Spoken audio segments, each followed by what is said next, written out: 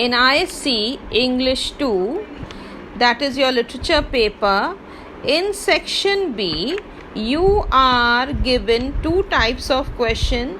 Either the question is going to be of 5 marks or of 15 marks. Now, here in this video, I will be giving you the guidelines, some tips related to how you are going to attempt these long answer type questions.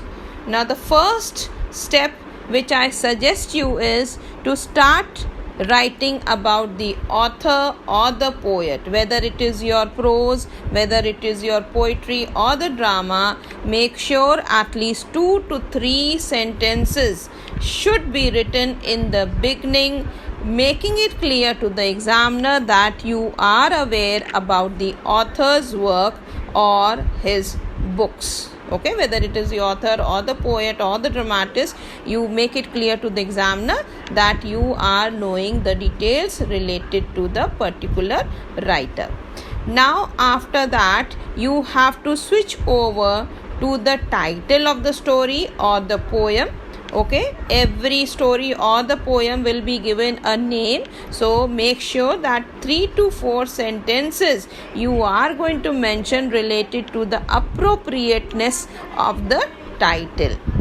Okay, so you can either divide these two things in small little paragraphs. Each paragraph, like for the first point, the first paragraph can be based of 3 sentences, a small little paragraph about the author, and when it comes to the second paragraph, it can be comprising of maximum 3 to 4 sentences where you can mention about the title. Okay, then after that, at least 1.5 to 2 paragraphs you are going to clear about the theme. Now, when it comes to the theme, whether it is the drama, whether it is the story, means the prose, or the poem, everywhere you will find the theme. There is not usually one theme, there are more than one themes mentioned in each. So, you are going to talk about these themes in your 2 paragraphs. Then, next point is to summarize. Basically, you have to come down to the summarizing of the prose or the poetry part. Now, this is the most important part. Simply do not try to write it down in the form of a story, but here you have to adopt some special tips which can make you write some very impressive answer.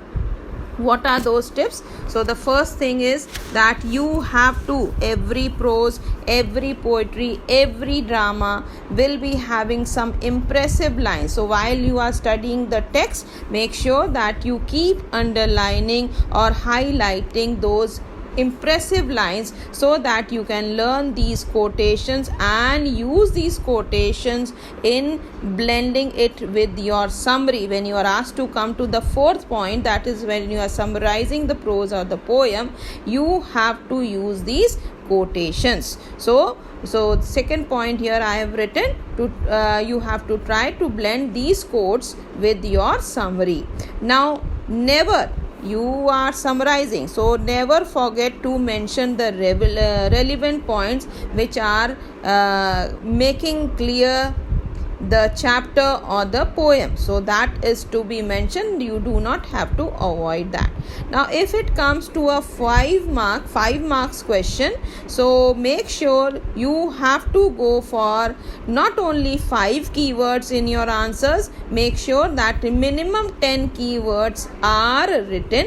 Now, when we talk about the keywords, basically it is mentioning the textual words or the phrases. When you read the chapter, when you go through the poem, when you go through the drama, you have some impressive lines which act as the keyword, which tells you more, something in limited words tells you more about the character or about the particular subject which has been talked about in the writing part or in the poem or the prose. So that is what is taken or considered as the keyword. So make sure that if it is a 5-mark question, go for at least 10 keywords. You can go ahead and write more, but minimum 10 keywords have to be used. Now, when it comes to a 15 marks question, go for minimum 20 to 25 keywords. Now when you are mentioning these keywords, make sure that you underline it,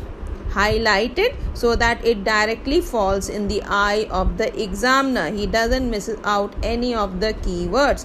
So one way of highlighting your keywords is just to underline it with a pencil or a pen, or the better option or the impressive option is to change the color of your pen and bring it in front of the examiner.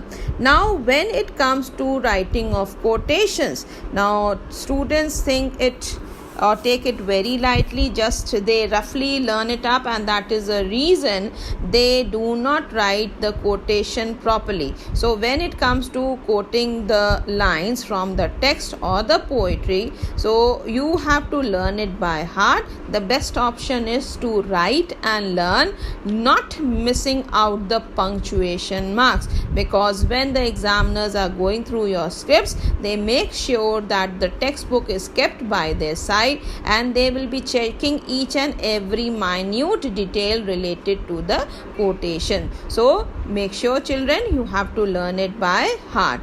And one more important thing while you are writing the quotation is that in the quotations are hidden many of the keywords, so that is also why the quotations hold much importance.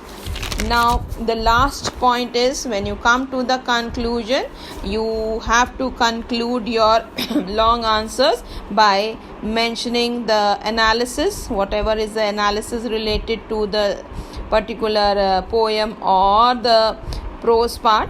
So that you have to mention. Go for at least 2 to 3 paragraphs here.